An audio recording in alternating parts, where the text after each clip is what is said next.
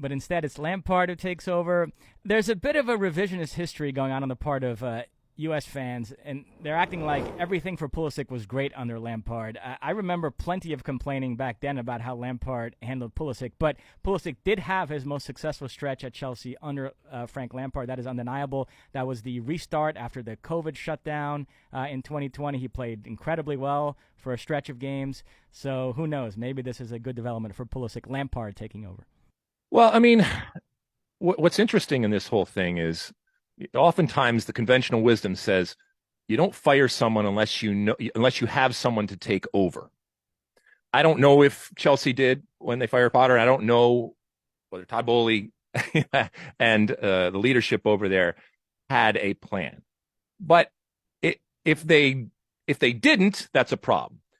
If they did, and this is kind of part of the plan, in that, well, if they wanted to get Nagelsmann or somebody like that, they felt they could, and they just couldn't get it across the line from a contractual perspective, or they started to have second thoughts, or wanted a little bit of time, or wanted to come in the summer.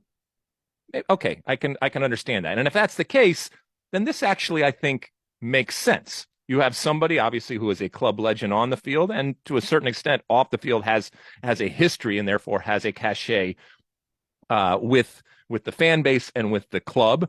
He is there. He understands and can hit the ground running coming in. You mentioned whether it's players that he's been with or just the whole system and structure that is kind of set up there.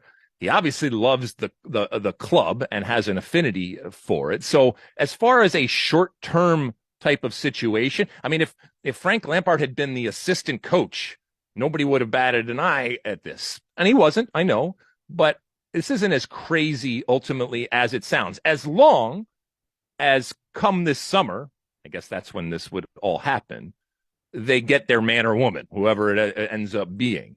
And that person just either wasn't available or didn't want to come at this point. And so they said, all right, let's right the ship to the extent that we can in a temporary basis, and then do what we need to do in the summer to get whoever the hell it is that they feel is going to bring Chelsea back to the elite status that they expect.